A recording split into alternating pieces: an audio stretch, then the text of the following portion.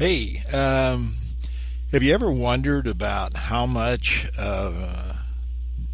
news you get during a major network broadcast? Well, I actually timed one. Take a look at this. So it's Monday, January 15th, and 2018, and what I did was I put a timer on the actual airtime of CBS this morning from 8 a.m. to 9 a.m. And you see here we have right at about 32 minutes of actual airtime. The rest of it is commercials and a local news break every half hour. And in addition to that, this really doesn't account for all the lead-in time to a story when they're talking about what they're going to show next, etc., which when you back that out would probably bring it down to somewhere around, my guess, just looking at today, somewhere between 20 and 25 minutes of actual news stories and an hour's worth of programming. The rest is commercials, lead into stories, just talking across the set, or advertising. My next projects are going to be, first of all, taking a look at commercials on the major network news shows, the ones that are airing.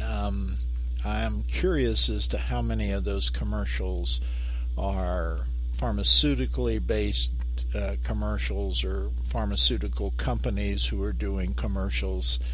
And then secondly, to what degree those commercials represent as a percentage of all commercials run during that time slot.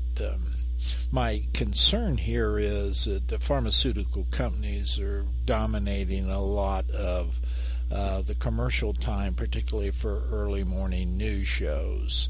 I know also I'm going to watch this on their CBS In section. Also, the commercials that are run are fewer than the major network during an hour, but they are heavily weighted towards the pharmaceutical drug companies. So I really want to get a good idea of what's going on there.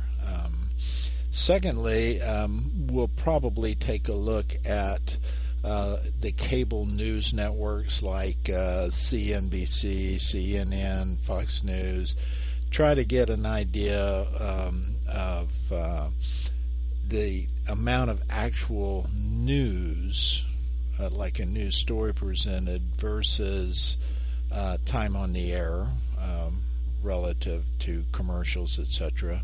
And secondly, as part of that same study, how much of what is on the air is opinionated or seems to be some sort of dialogue as opposed to an actual news story format.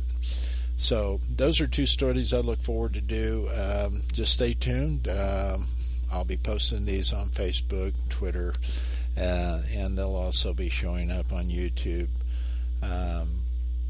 Just some things that I find interesting about our media today, and why maybe people are moving off of that into things like Twitter for their news information, which is a little scary in that you don't get a lot of depth, and now even 240 characters. That's still not a lot of depth into a particular story.